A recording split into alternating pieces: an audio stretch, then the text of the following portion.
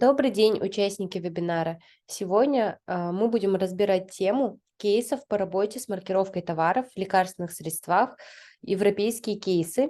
Сегодня перед вами будет выступать спикер с компании TreeCase. Это компания-интегратор, которая хочет поделиться своими знаниями с решениями проблем и с задачами, с которыми они сталкивались на европейском рынке. Наш вебинар будет разделен на две части. Первая часть вебинара– это выступление нашего спикера. Вторая часть вебинара– это блок вопросы-ответы, где вы можете задать свой вопрос по данной теме нашему спикеру. Также хотелось бы напомнить, если вы хотите получить презентационный материал спикера по окончанию вебинара, вам необходимо заполнить регистрационную форму. Регистрационную форму я добавила в чат данного вебинара. Думаю, мы можем начинать. Алексей. Да, коллеги, добрый день. Я надеюсь, меня видно и слышно. Спасибо большое, что собрались. Спасибо большое, что дали возможность поделиться нашим опытом, нашими знаниями. Вебинар будет, скажем, нацелен на практическую часть, да, то есть я расскажу о том, какая международная практика, в частности, на европейских рынках существует в плане маркировки лекарственных препаратов. Ну и, соответственно, да, поговорим, какие есть, скажем, опции у импортеров, у производителей, у локальных дистрибьюторов. То есть представлю практические кейсы того, с какими проблемами сталкивались те или иные участники и, соответственно, каким образом большинство таких, скажем, проблем и задач решается. Я вижу в списке участников достаточно большое количество людей, с которыми мы уже общались, но, наверное, для тех, кто с нами не знаком, позволю, скажем, буквально в 2 слайдах рассказать о том, кто мы такие, да, и чем мы занимаемся. А, Итак, я представляю компанию TreeCase. Компания TreeCase– это международная компания, консалтинговая компания, которая специализируется на проектах по маркировке и Алексей, прослеживаемости. простите, вы презентацию, демонстрацию включили? Прошу прощения, действительно. Так,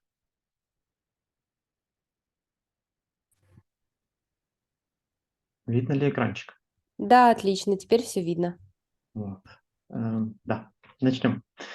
Соответственно, компания TreeCase специализируется на консалтинге в области track and trace, то есть чаще всего мы это называем маркировка и прослеживаемость. Мы родом из Германии, то есть штаб-квартира находится в Германии, и мы на самом деле следим за законодательством практически всех стран, где в том или ином виде внедряется маркировка, да, и реализуем проекты, подготавливаем компании для того, чтобы компании на рынке, участники рынка, да, соответствовали тем требованиям, которые диктует регулятор именно на рынке присутствия. Ам, У нас есть, наверное, 4 основных направления. Да, это непосредственно внедрение систем и проектов, то есть все, что связано с тем, как подготовиться, что для этого нужно, какие технические решения, какие административные решения необходимы для того, чтобы подготовиться и внедрить те изменения, которые требует законодательство. У нас есть некие консалтинговые продукты, то есть это некие предпроектные обследования для того, чтобы именно вот, скажем, понять, куда пойти. Мы пишем технические задания для того, чтобы потом это можно было передать отделам закупки и провести формальный тендер. Ну и есть, скажем, аудит систем, то есть если у вас там уже есть система, мы ее можем проаудировать, подсказать, где, как ее там улучшить, например. Третье направление, соответственно, поддержка. Все, что мы внедрили, мы успешно поддерживаем, плюс берем в поддержку некоторые сторонние системы, компетенции которых у нас тоже в команде имеются. И, наверное, четвертое основное наше направление– это внутренняя разработка. То есть у нас есть дочерняя компания, которая называется Quinta, и, соответственно, есть одноименный продукт Quinta, который мы тоже там успешно внедряем по всему миру. Из, наверное, интересного, да, то есть, что, в принципе, уже известно, да, но чаще всего в цифры не часто встретишь, что как-то это похоже на цифры, но мы знаем, что фармацевтика является там практически лидером в плане внедрения требований, законодательных требований по прослеживаемости во всем мире. Ну и если перекладывать там, например, на наш портфель клиентов, да, то большая часть портфеля у нас состоит из фармацевтических компаний, да, и потихонечку догоняют эту тенденцию уже табачка и FMCG сегмент. Соответственно, это такие нарастающие. И если посмотреть даже на историю развития, да, то где-то там лет 10 назад было до 5 стран, которые занимались маркировкой, требовали маркировку. Сейчас это уже достаточно большое количество, более 30 стран, которые требуют маркировку, по крайней мере, фармацевтического рынка. Вот. И, соответственно, новые страны, новые рынки, да, приходят к такому же взаимопониманию, видят в этом достаточно большое количество бенефитов, преимуществ, и плавно движутся в сторону маркировки, ну, в частности, там, того или иного сегмента рынка и фармацевтики. А, Мы сертифицированы по нескольким стандартам ISO, поддерживаем стандарты качества, стараемся соответствовать, да. Для глобальных игроков представляем экспертизу, в том числе по интеграции и по развертыванию SAP-систем. Вот. Ну и в целом следим за том, чтобы наши консалтинговые услуги, услуги по внедрениям и непосредственно сами системы, которые мы внедряли, да, они соответствовали всем стандартам, в том числе там, GXP-стандартам в плане валидации, и шли в ногу, скажем, с теми тенденциями, которые сейчас существуют, и с теми требованиями, которые существуют на международном рынке. Ам, Оставлю, наверное, буквально на несколько секунд этот слайдик, да.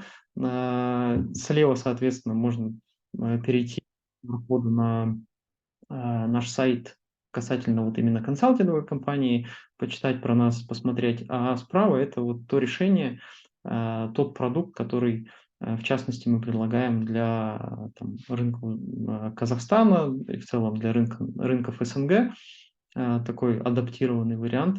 Соответственно, также вы, соответственно, получите эти презентации уже, тем, кто зарегистрировался, да, получите эти презентации по почте.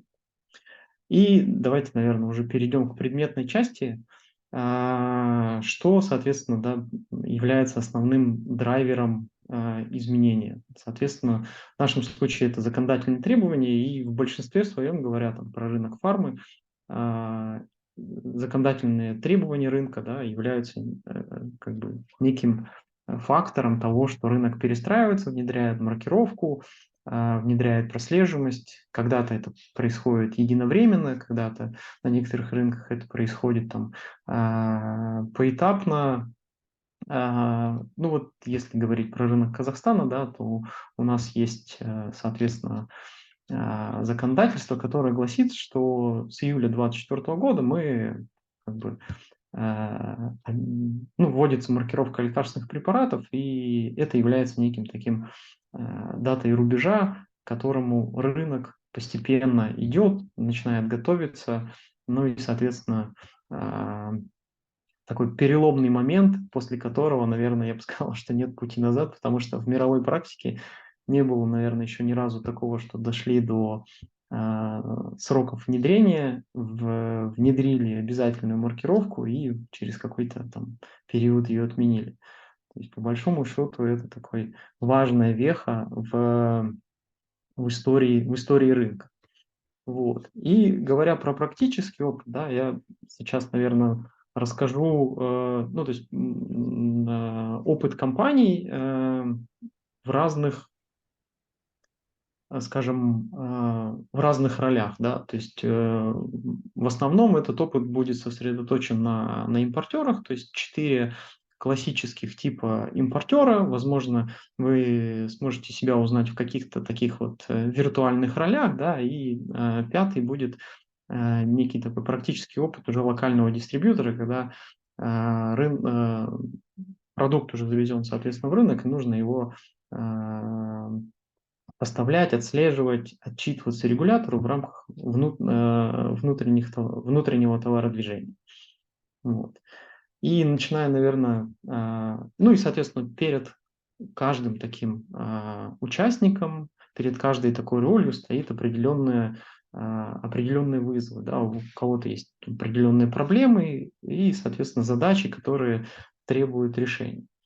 Вот на примере одного из, ну, первого, скажем, такого варианта импортера, да, то есть есть слой, такой обобщенный слой импортеров, у которых, которые взаимодействуют с производителями, и зарубежные производители, в принципе, уже могут маркировать продукцию на другие рынки, то есть у них есть возможность там, маркировки продукта уже на производственных мощностях, но всегда встает вопрос, да, там, как заказывать коды, где их брать, кто должен регистрироваться, как, соответственно, построить это взаимодействие между регулятором и производителем.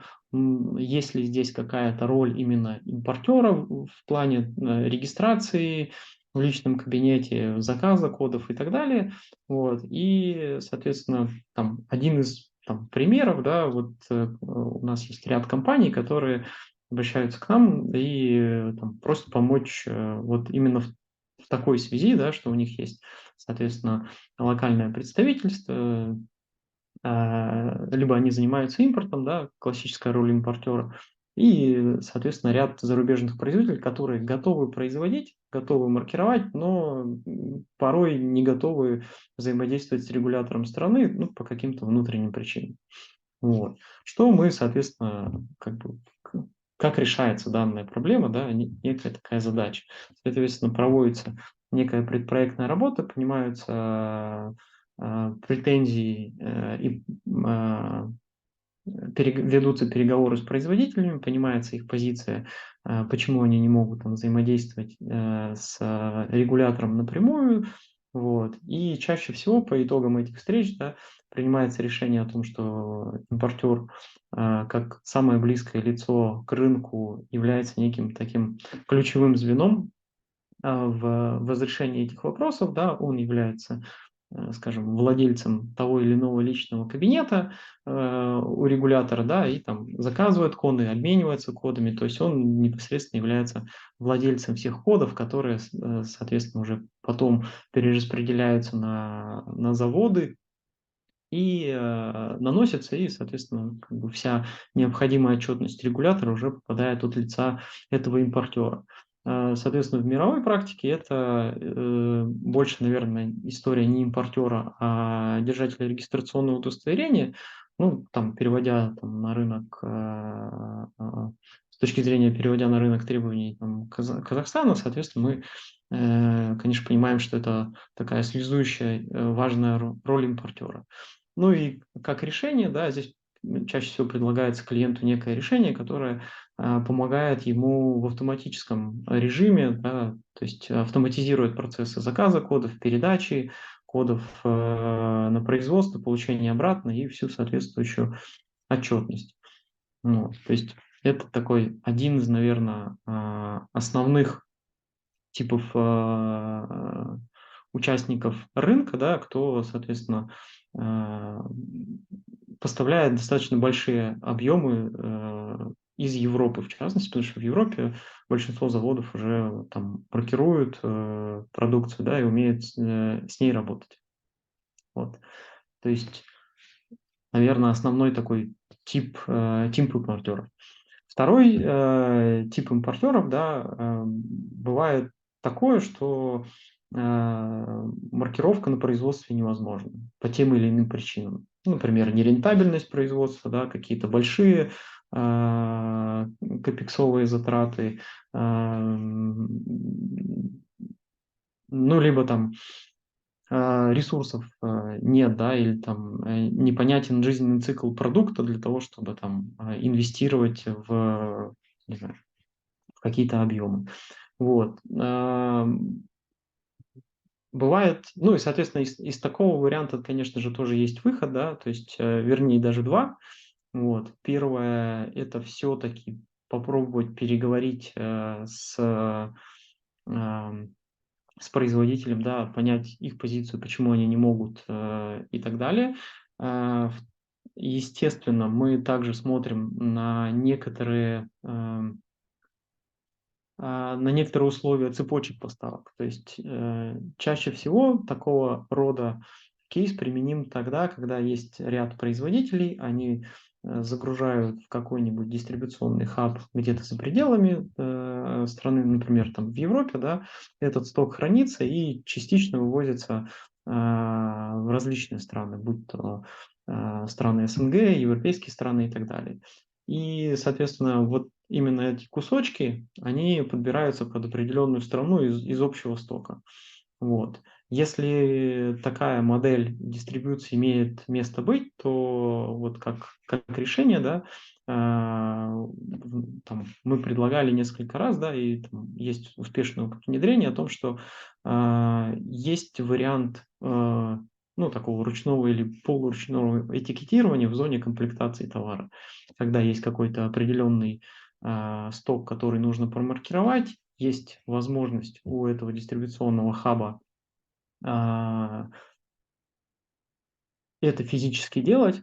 Соответственно, вопрос встает только в каком-нибудь удобном решении, которое, опять же, закажет коды, сделает определенные этикетки, да, соответственно, напечатает их, наклеит, ну, физически произойдет наклейка, этикетирование, верификация, да, то есть, что все считывается, все успешно, ну и, соответственно, опционально там агрегация товара для того, чтобы это уже успешно поехало в страну в разрезе коробок или палет, да, в зависимости от объемов. И второй аналогичный способ, да, когда, например, есть какая-то миксованная история, да, что, например, нет перевалочного пункта, нет вот этого дистрибуционного хаба, но производитель, ну, никак не может или не хочет наносить маркировку на производстве, да, и э, всю вот эту вот, скажем, обязанность перекладывает на импортера. Ну, в данном случае остается, наверное, единственное решение, да, это маркировка на таможенном складе, что, в принципе, рассматривается, наверное, достаточно большим количеством участников рынка и является ну, достаточно скажем, популярной опцией, да, при малых объемах. Если мы говорим про какие-то большие объемы, то чаще всего это все-таки, да, производственная история. Если же небольшие объемы, там, рваные поставки, да, тогда это вполне такой приемлемый вариант, хороший вариант этикетирования на таможенном складе. Ну и здесь, соответственно, есть, опять же, два варианта. То есть это полный аутсорсинг услуг на таможенном складе, когда таможенный склад и самостоятельно заказывает там коды из вашего личного кабинета, и, соответственно, этикетирует, и отчитывается, и так далее. И немножко такой параллельный стрим, да, это когда импортер, например, у него там дальше есть некая дистрибуционная часть звена, он, соответственно, хочет, например, контролировать все коды, хочет самостоятельно их заказывать, не хочет это в полном аутсорсе передавать в таможенный склад, соответственно, ну или работает с несколькими таможенными складами для ввоза, да, и там для того, чтобы распределить потоки и не зависеть там, например, от одного поставщика, поэтому выбирает модель, когда он самостоятельно заказывает коды, перераспределяет эти коды как аналогично производственному циклу, только между таможенными складами, где происходит физическое нанесение там, кода, да, и его этикетировка, агрегация, да, и, соответственно, получение обратной информации о том, какие же коды были использованы, и уже непосредственно сам отчитывается. В этом случае, да, ему как бы при каких-то средних объемах требуется там какая-то система автоматизации для того, чтобы это не перерастало в ручной труд, Вот. Ну и, соответственно, с этим мы тоже очень часто помогаем. Особенно эти данные, которые были получены от таможенного склада, да, в том виде, как выглядит товар после агрегаций, требует там дальнейшего товародвижения и учета. Соответственно, когда мы будем уже принимать там на аптечный склад, на дистрибуционный склад, когда будем делать переупаковки и отгрузки клиентам, соответственно, вот эта первичная информация, она важна, чтобы уже была в системе на момент прихода товара с таможни. То есть еще один вариант именно опции с импортером. И, совсем, наверное, такой, ну, не сказать, что уникальный, но менее популярный вариант, именно для импортера, да, когда совсем незначительные объемы продукции. И если там про первые 3 варианта мы говорили, что чаще всего это все-таки устанавливается какая-то система для того, чтобы отслеживать каждый код, и его жизненный цикл, да, то бывает такое, что, ну, то есть у нас есть, например, опыт, с незначительными объемами в обуви, где по, по административным причинам, да, не хватает, ресурсов внутри компании, им просто неинтересно там держать компетенции внутри, и есть желание, полного аутсорсинга, скажем, этой функции, да. То есть эта модель тоже имеет место быть, то есть когда, продается, клиенту там не система, да, и чтобы, непосредственно участник работал в этой системе, а именно прям аутсорсинг всех функций, да, начиная там от заказа кодов, взаимодействия там с таможенным складом, либо еще с кем-то по передаче этих кодов и так далее. То есть в зависимости от того, какая из цепочек как бы будет предложена, будет утверждена. Вот. В этом случае какие-то внутренние ресурсы внутри компании, да, особо не требуется. Все это выводится в такой полноценный аутсорс, а, командой исполнителя, скажем так. Вот.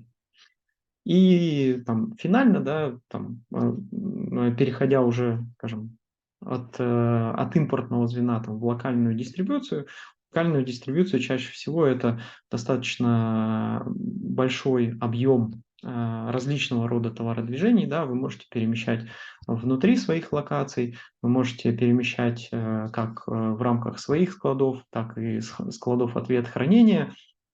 Соответственно, с какими проблемами встречается локальный дистрибьютор? Да, это отсутствие чаще всего, ну, то есть если это новая индустрия, в целом маркировка приходит в страну, то на рынок, соответственно, там чаще всего отсутствие каких-то компетенций в предметной области, как это правильно сделать, чтобы минимально повлияло на логистические процессы, чтобы не было задержек в подборе, чтобы не было ошибок в подборе, чтобы отчетность была правильной и ее не нужно было там переделывать, что в принципе там, может достаточно сильно повлиять там, на отгрузки и товародвижение.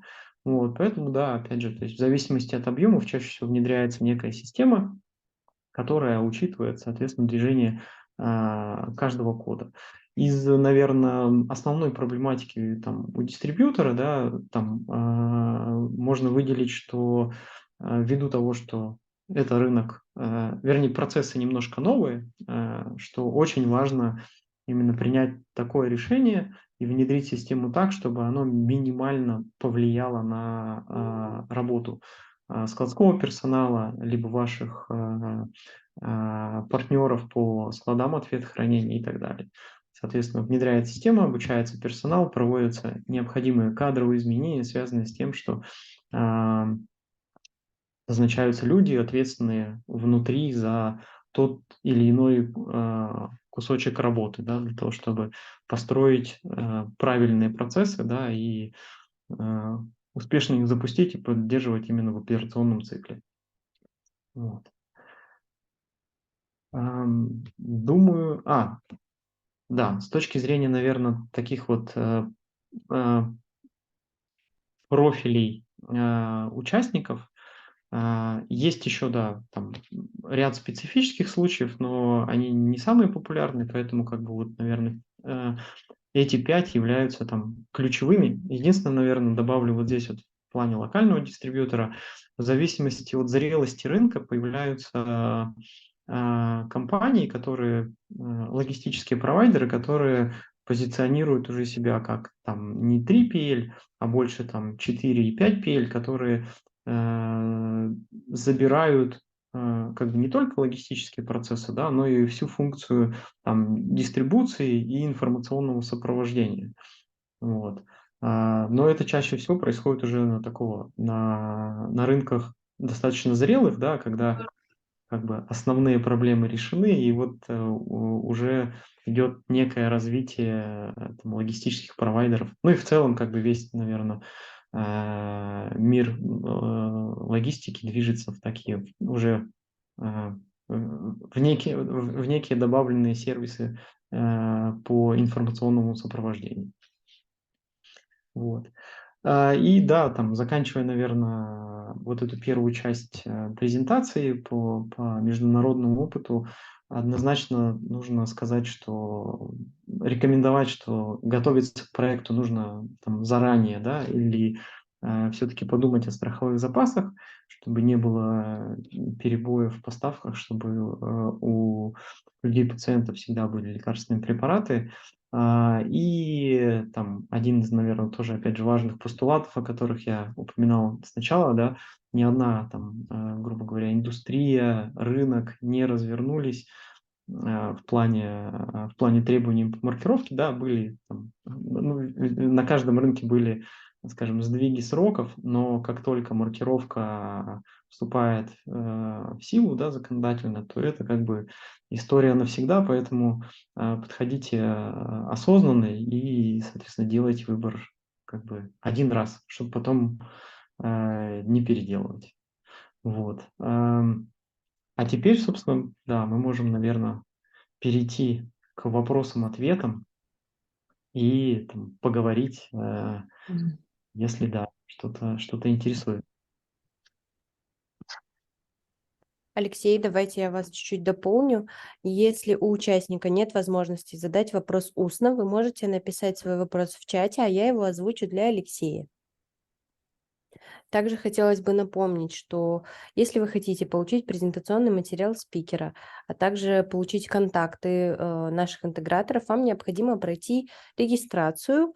После окончания вебинара в течение нескольких часов я отправлю запись, а также презентационный материал. Давайте перейдем к вопросам-ответам. Вы можете задавать интересующие вас вопросы по данной теме.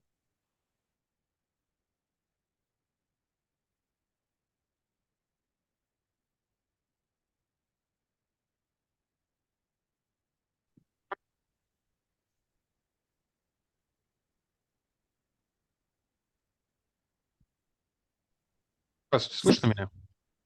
Да, вас Да. слышно. Вопрос, не знаю, наверное, все же не к Алексею. Вот интересует все же маркировка на складах. Как она, чем регулироваться будет, кем выполняться? На таможенных складах именно, то есть при поступлении в Казахстан. Александр, сейчас минуточку я попрошу, чтобы наши спикеры со стороны компании технического партнера подключились и смогли вам ответить на ваш вопрос. Секунду. Ильдос, можете ответить? Да, конечно. Добрый день, Александр. Меня слышно? Здравствуйте, слышно. Правилами маркировки регулируется то, что маркировка именно импортерами может осуществляться на 3 этапах. Первый этап – это производителя, и Алексей показал, как это можно решить и какие кейсы могут встретиться. Второе – это не доходя до таможенного склада, то есть обычно это производится в логистических складах до достижения товара таможенного склада. Либо последним звеном является это таможенный склад. Таможенный склад в зависимости, то есть в чем его отличие от складов временного хранения. Склады временного хранения содержатся товар до 3 месяцев, и с товаром никаких действий нельзя производить. А на таможенном складу непосредственно работа с товаром, то есть его маркировка, его переупаковка или любые другие действия регулируются таможенным кодексом. Соответственно, таможенные склады, товары, которые вы помещаете на таможенный склад по оформлению импорт 70, могут храниться до 3 лет. При этом с разрешения таможенников вы можете попасть на этот таможенный склад и произвести какие-то операции с товаром. Либо есть определенный перечень таможенных складов, которые оснащены специальным оборудованием для маркировки товаров, и кроме услуг хранения, они могут вам оказывать услуги маркировки. Соответственно, помещая на определенный перечень таможенных складов, вы можете дополнительно промаркировать товар. После того, как товар промаркированный, вы готовы его уже непосредственно растаможить, вы подаете импорт 40 и растамаживаете.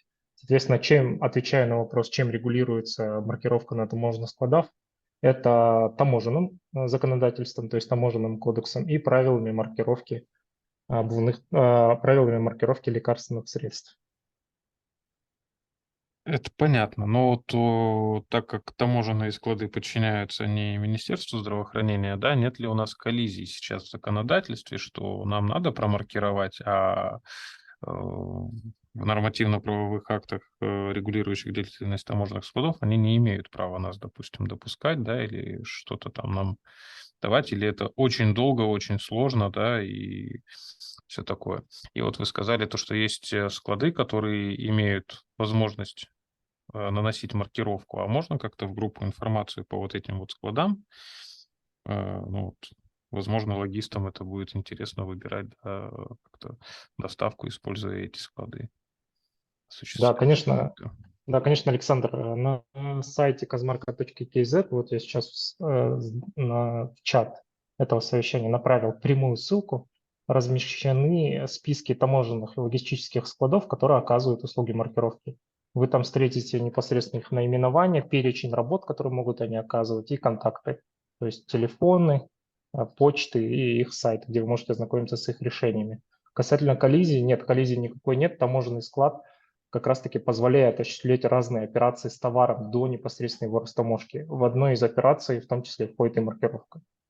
Но до маркировки на таможенных складах, допустим, помещали товары, которые требуют маркировки в соответствии с требованием законодательства на казахский язык. Допустим, вы встречали, наверное, товары, на которых оригинальная упаковка товара не содержит сведений на русском или казахском языках, и поверх наклеены этикетки с переводом либо на казахский, на русский язык. Допустим, часть импортеров еще до маркировки непосредственно средствами идентификации разные товары помещала на таможенные склады, запрашивала разрешение на проведение операции с товаром и производила дополнительную маркировку вот такими переводами на русский или казахский язык в соответствии с требованиями законодательства. Поэтому это стандартная операция, и маркировка средствами идентификации входит в перечень таких операций, разрешенных на таможенных складах. Просто в отличие от простых бумажек, которые клеются на товары там, на русском и казахском языках, здесь вам необходимо будет непосредственно завести карточку товара в национальном каталоге товаров, заказать на него код, и затем уже либо самостоятельно оклеить, получив доступ к товару, либо попросить таможенные склады и передать им соответствующие коды маркировки, которые непосредственно нанесут за вас, то есть окажут вам соответствующие услуги по маркировке. Кроме того, как я отметил, вот кейс, где по части товаров, где у вас отсутствует на потребительской упаковке сведения на русском или казахском языке, требования законодательства требуют именно нанесения таких информации на русском или казахском языках. И многие импортеры используют возможность и наносят средства идентификации на такие этикетки. То есть они, по сути, убивают двух зайцев. То есть они и маркируют средствами идентификации, при этом исполняют требования законодательства в части того, что информация о товаре должна быть доступна на казахском или русском языках для потребителя. Поэтому такие операции осуществляются на таможенных складах, либо, как я сказал, у производителя, либо еще один вариант, который редко упоминают, но он тоже важен, это на логистических складах. Допустим, бывают ситуации, когда товар закупается в Испании, и по пути от Испании в Казахстан в любой стране, которая предоставляет, которая имеет логистический склад и предоставляет услуги маркировки, а таких большинство, товар останавливается, разгружается, его маркируют, и после этого он едет дальше уже непосредственно до Казахстана уже промаркированным. И такие услуги порой оказываются дешевле. И некоторые импортеры выбирают такие логистические склады до пересечения границы Казахстана или до таможни, потому что просто товар может меньше времени находиться в ожидании, либо у части импортеров повышенные требования к качеству услуг оказываемых. А в европейских странах и таможенных складах эти стандарты высоки, поэтому некоторые выбирают такие склады. Спасибо. Давайте перейдем к следующему вопросу. Участники, вы можете их также задать устно, либо же написать их в чат, а мы их озвучим.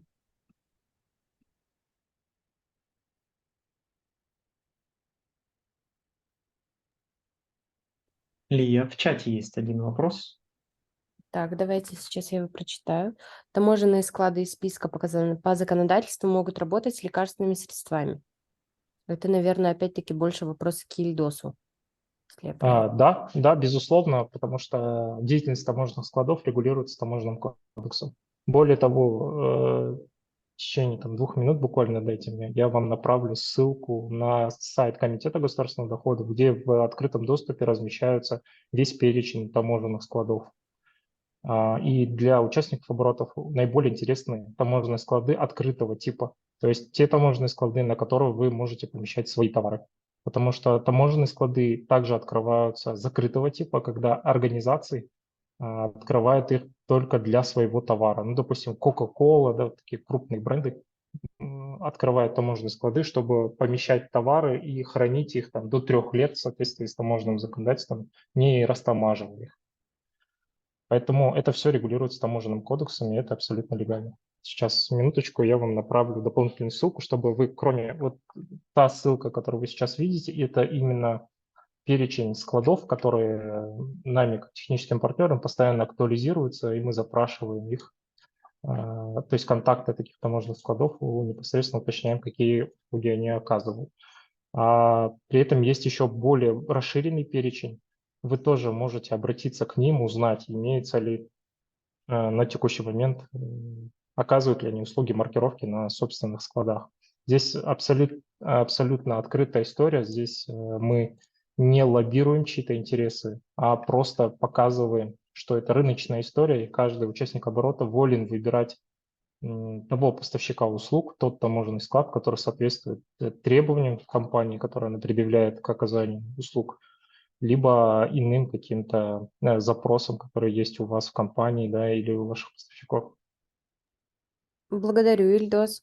Участники, есть ли у вас еще вопросы? Вопросы, касающиеся именно интеграции, касающиеся работы компании Трикейс, чтобы Алексей, пока он сейчас находится в прямом эфире, скажем так, он смог ответить на все вопросы, которые вас интересуют. И также после вебинара мы отправим контакты компании, чтобы вы могли в дальнейшем прорабатывать с этой компанией уже напрямую.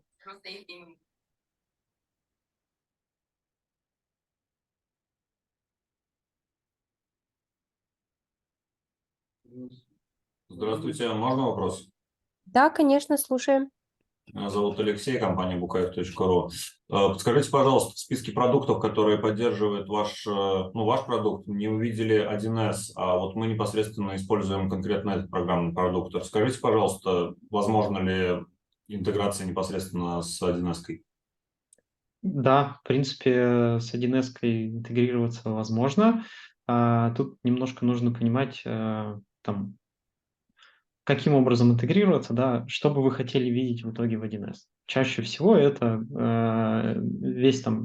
все товародвижение ведется все-таки либо в сторонней системе, либо в какой-то системе рядышком, потому что достаточно большие нагрузки на ERP, если мы говорим про именно 1С в качестве ERP. ERP остается главенствующей хозяйственной системой, и некая такая сторонняя система в виде track and trace, либо модуля, либо дополнений каких-то, она ведет именно жизненный цикл каждой единицы продукции для того, чтобы, соответственно, отчитываться регулятору, и для внутренних ваших там нужд по прослеживаемости, то есть знать, где что, в каком виде лежит, как оно там упаковано, и, соответственно, иметь эту исторические данные для того, чтобы в случае каких-либо рекламаций у вас, да, была полная прозрачность жизненного цикла каждой упаковки. Вот. То есть с точки зрения 1С это, ну, то есть вы везете всю хозяйственную деятельность в плане приемок, отгрузок, заказов и так далее и тому подобное. Вот. И там некие интеграционные потоки выстраиваются по обмену справочники там, номенклатурой, исходящими и входящими поставками для того, чтобы быть уверенным, что вот именно при поступлении товара к вам, да, иметь некую связь, бизнес-связь, да, с вашими хозяйственными операциями, что в рамках этой поставки поступили именно вот эти вот коды, в них содержатся там другие коды, и так вот вся иерархия. Вы это можете там сверить на входе и, соответственно, также сверить на выходе, подобрав определенный продукт, определенную серию, просто отсканировав упаковку либо короб, либо палету. И автоматически пересчитать там и количество, и верифицировать каждую штучку, потому что да, действительно это подходит в плане подбора, да, под ту исходящую поставку, которую вы запланировали в рамках отгрузки клиенту. Спасибо большое. Пожалуйста.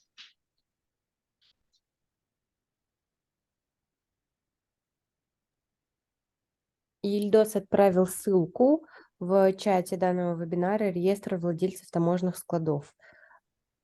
Участники, есть ли у вас еще дополнительные вопросы для нашего спикера? Если вам неудобно устно его задать, вы можете написать его в чате.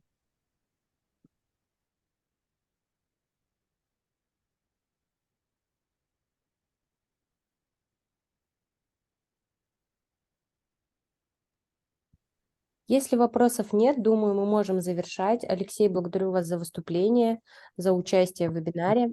Также хотелось бы напомнить, что всем зарегистрированным пользователям по окончанию вебинара мы вышлем запись данного вебинара, а также презентацию спикера и контакты компании-интегратора. В дальнейшем, в ближайшие месяцы мы планируем проводить подобные мероприятия еще с другими интеграторами, но и продолжать серию вебинаров с интегратором 3Case. Благодарю за выступление. До свидания. Спасибо большое за участие. Всем удачи. Спасибо большое. Всего хорошего. Спасибо, до свидания.